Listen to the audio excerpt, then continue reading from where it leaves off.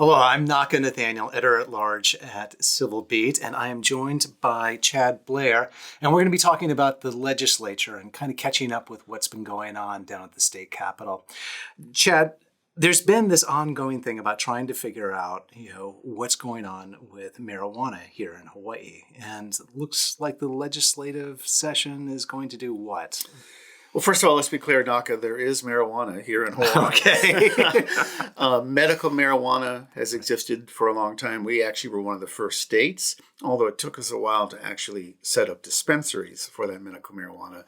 And every year they're still tweaking the laws to make it more accessible. But with marijuana, pakalolo, pot, whatever you want to call it, right now on the books, a fairly recent law, we allow for decriminalization of 3 grams or less. There's a penalty of about $130. It doesn't look like it's enforced at all in any way. So that's a fairly new thing, but it's for adult use and it cannot go beyond 3 grams. Well, this year there are 2 measures that would change the law on marijuana. One of them, which seems to have got the most attention, essentially would make it legal recreational marijuana, meaning there wouldn't be any cap at 3 grams. You could have, in theory, as much as you'd like. It would set up a regulatory process within the state so that you could tax it. You could also tax medical cannabis, find ways to essentially keep it under the government's wing so that it doesn't get exploited like it does now on the black market. That bill is advancing. It hasn't yet passed out of the Senate as of today. It still has about another week to go, and if it doesn't get a hearing, it'll die, but there is a lot of momentum for it. Here's the problem. The opposition is very powerful, very entrenched. It includes the Honolulu Police departments in other counties, the prosecutor's office, including the city and county of Honolulu.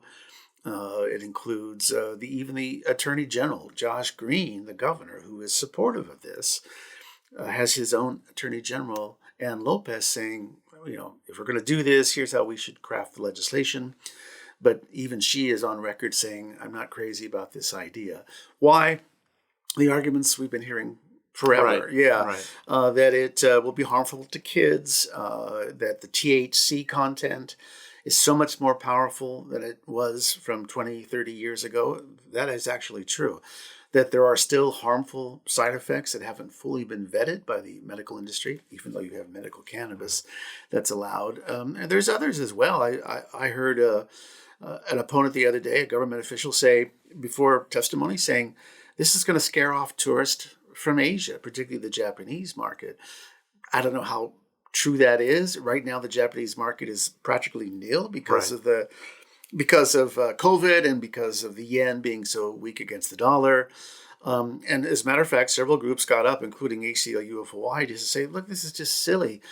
I don't hear these arguments about alcohol. If you want to talk about a deadly drug that is taxed, that is regulated, we should be applying the same standard to alcohol. And that's not going to happen, of course. Right. The other bill is expanding the decriminalization, that 3 grams. As originally drafted, it would go to an ounce. I had to go on Google and convert and find out how many grams go into an ounce because we're still stuck in the metric system here, or not the metric system. The what do they call it? What Imperial. Is that what it's called? Yes. Like for England, imperial. English, yes. Exactly. Why are we using pounds and shillings too? But in a nutshell, it would go up to 28 grams. That's roughly how many grams are in an ounce. That bill was amended just recently. They've scaled it back to 15 grams. Again, this is decriminalization. I think the penalty is still $130. That bill actually has passed the only Senate committee it required. It still awaits a Senate floor vote. So long story short, these 2 measures are both alive, both moving in the Senate. What will happen if they get over to the House is the big question. Right. And what do you think is going to happen? I think they're going to both die. I could be wrong. I'd be happy to be wrong. It just seems so odd. 24 other states have already moved in this direction. There are arguments about how much revenue comes from this, whether the system is abused, whether there are health problems that are unforeseen. Is it a good idea to smoke and go driving, for example? I mean, these are reasonable arguments. But clearly the country is moving in this direction. But the House of Representatives in Hawaii has historically been the place where this legislation has died. The Speaker, Scott Psyche, has generally said, we'll hear it, we'll listen to it. And one main reason is every 2 years, a bunch of new House guys come in, right? There's 51 of them. Right. And so Psyche's always like, well, let's hear it again so that our newest members can listen. But I would think by now the arguments are so obvious, so public. We'll see. It's also an election year. Right. And all 51 members of the House are up. I'm sure there are constituents in some neighborhoods that don't want decriminalization expanded or recreational marijuana, and other neighborhoods that do. So we'll see. But if I had to bet, it'll probably die. I'd be happy to be wrong on that. Right. Why is Hawaii such an outlier? It's interesting. In the 1970s, Hawaii was an outlier in another way. It was so progressive. We were really ahead of the curve on abortion rights. Really, I think may have even been right around or before the Roe versus Wade, which of course now has been overturned by the Supreme Court. We were very progressive on having an Equal Rights Amendment. The Prepaid Health Care Act that Hawaii established in the 70s, only Massachusetts, I think, has something comparable. And essentially it's, if you're working 20 hours a week, you have to be covered by health insurance by your employer. A good thing too.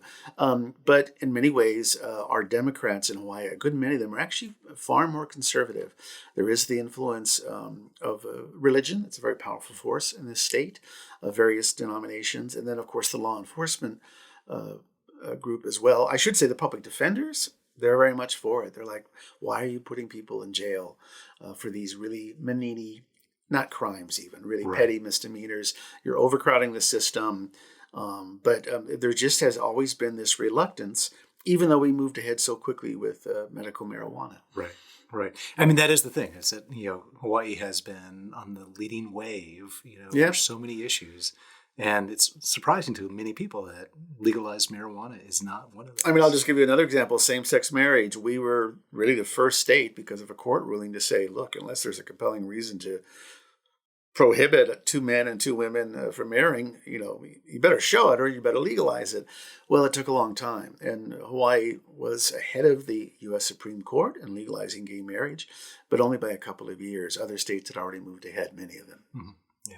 Well, I appreciate you, filling us in on that part. Now, there's many other things that are going on at the legislature right now. Of course, the big issue is Maui, and that has affected a lot of other pieces of legislation. Can you tell us a little bit more?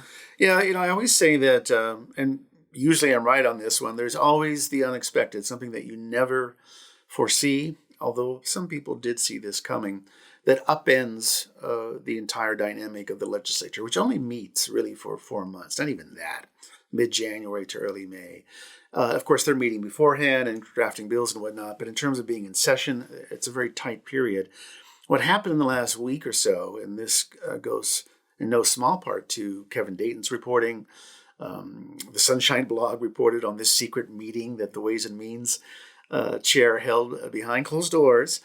And the bottom line is the amount of money that the state of Hawaii may be on the hook for in terms of Maui recovery and rebuilding, it appears to be a much greater dollar amount than we thought. Initially, Governor Green's administration said, we're banking $600 million over the next 4 years, I think it is. So the fires happened in August, 4 years from now. Well, now they're looking at that $600 million being gone in the current fiscal year, which means now, which means until June 30th. That means you're going to have to probably find some savings of $600 million. The figure now has gone up by some estimates closer to $1 billion. Well, when you think about it, when you think the executive budget in a calendar year, a fiscal year, is around $10 billion, there's the operational budget as well. Well, you can just kind of do the math and you can see that's a big chunk, as much as 10%. So now they're seriously talking about a 10 to 15% budget cut across the departments. And it may, in fact, new programs, setting up new initiatives. It may, in fact, affect grants and aid. That's the money that the Hawaii provides to help groups like Catholic Charities, any number of very worthwhile organizations. Why is this happening? Well, there appears to have been a miscalculation. FEMA is rejecting a lot more of the applications for housing assistance. Yeah, remember, a lot of these folks are still in hotels, right, in the Lahaina area. Either they're being rejected or they're not applying for it. That was Cammie Clark's scoop for Civil Beat as well. And Donovan Dela Cruz basically did the math and said, well, if a hotel room costs this much and there's this many people that need shelter, it works out to an amazingly high dollar figure. Right. Yes. And it's in flux. Nobody has yet agreed on what the dollar figure is. And this is something that is going to, barring the unexpected, we'll see. It could be that we'll get a Council of Revenues forecast in March that says, whoa, tourists are coming in droves, the revenue is rolling in. That rarely happens. Unlikely. It is very, very rare for that to happen. So they're going to have to make some tough calls. And the governor as well when he gets the revised budget. So that has just changed everything. And you can kind of just feel this tentativeness, sort of this, wow, we were plowing along, we thought we had it under control, and boom. Was there a thought that, some of these priorities before August 8th were going to be able to move forward through the session? Was there a level of realism with expectations? Of course, it's unprecedented. Right. The Lahaina fires, remember, it was in Kula and Upcountry and the Big Island as well. And they describe it as the worst wildfire, natural disaster. I believe that's how it's described in a century in the country. Here locally, I can't think of anything that's comparable. Some have said Pearl Harbor, but 101 people died. It's billions of dollars in damage, all sorts of people displaced, and then, of course, all those lawsuits that are out there as well. I don't think anybody really had the tool set, the skill set, I certainly didn't, to be able to predict how it was going to be. But I will give Scott Psyche, again, the House Speaker, who early on, as session neared in January, started to say, we're cautious. We're just not sure what this is going to cost. And you got to give credit to Senator Donovan Dela Cruz, for raising this question, albeit behind closed doors, not a good thing, if you ask me. I actually went to the hearing, and there were two people guarding the door. And I would go, hi, can I go in? They're like, no, you can't go in. I said, okay. But that's all right. We still got the scoop anyway. But I think there were more level-headed people saying this may not pan out the way we think it's going to pan out. All right. Well, Chad, I really appreciate you bringing us up to speed on what's going on with the legislature. And we'll look for more of your coverage on civilbeat.org.